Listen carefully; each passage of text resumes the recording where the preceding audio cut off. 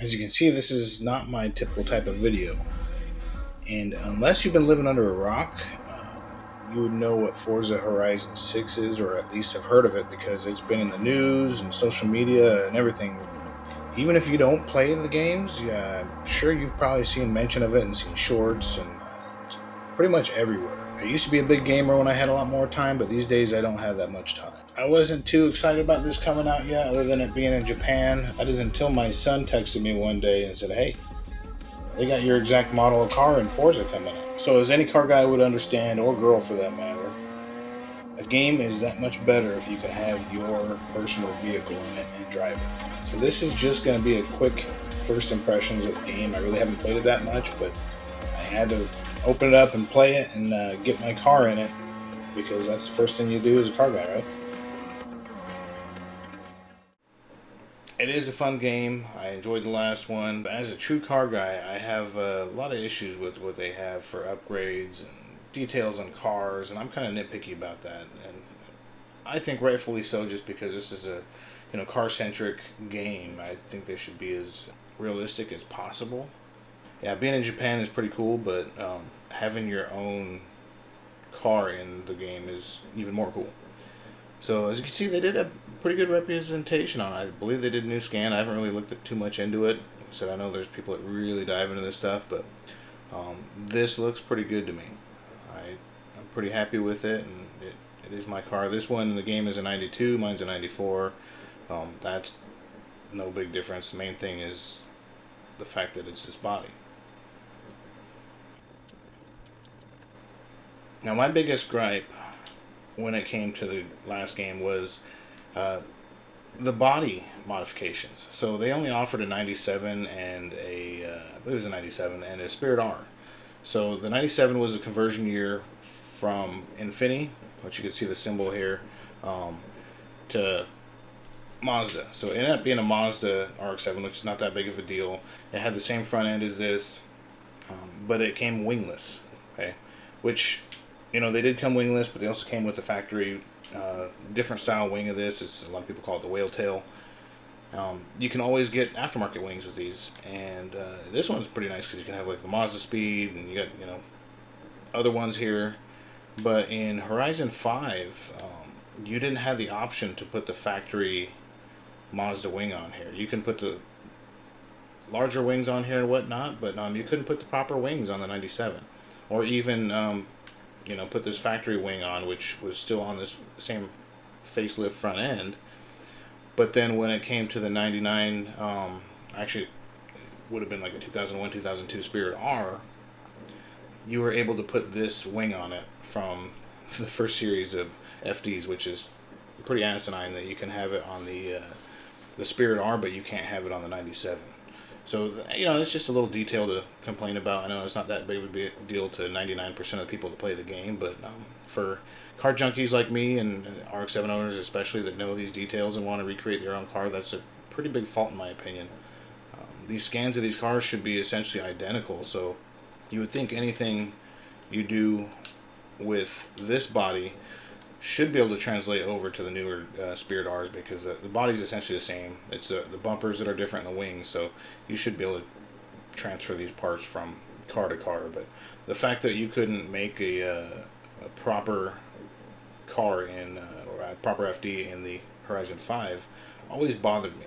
I can get pretty close with mine, and I did. And one thing I like is they actually have my wheels on here.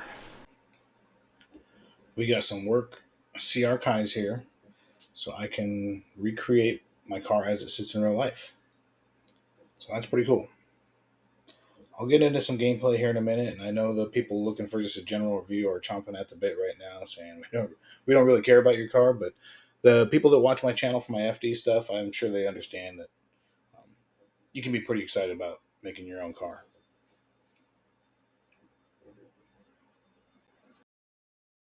They've also expanded on this vehicle viewing mode here, which is kind of nice. Opening the hood, the doors, get the interior, and this is a pretty good representation of the stock engine in an FD, and that's really cool. But again, my big gripe is when you do engine modifications, intake, single turbo, engine swaps, this is not going to change. So that's a big fault in my opinion. I am super glad with Horizon 6 that they have more rotary options. Horizon 5, they only had the regular 13B REW that came in the FDs, and they had a four rotor option that was NA.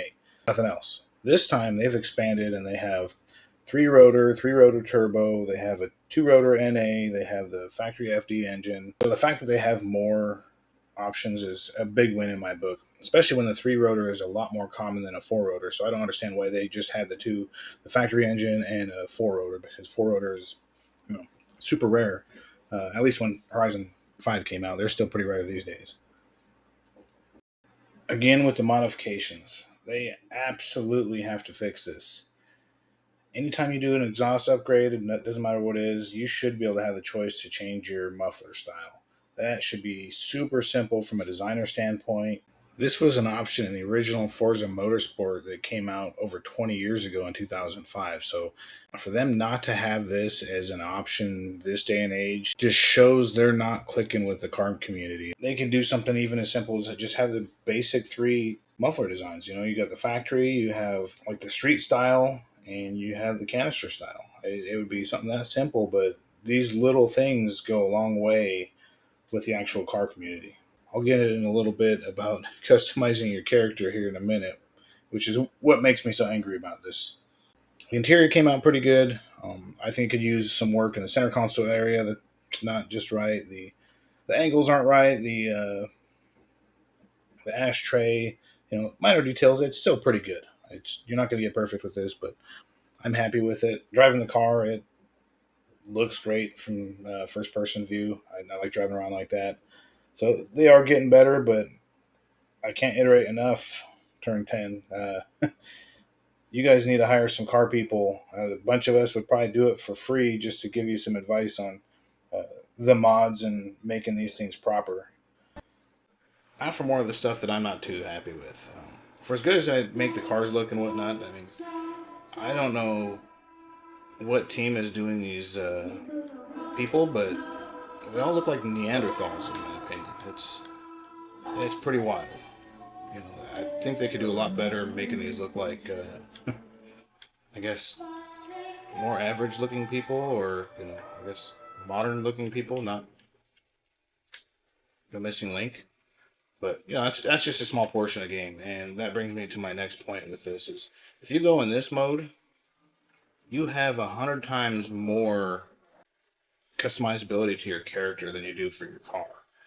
Other than these basic choices here with the people, you don't have that much choice in body type, uh, things like that. But when it comes to the actual accessories, it's pretty wild what you can do. Not these prosthetics or anything, but when you go to like the clothing and the shoes and stuff, I mean, look at all these different options you can have for people.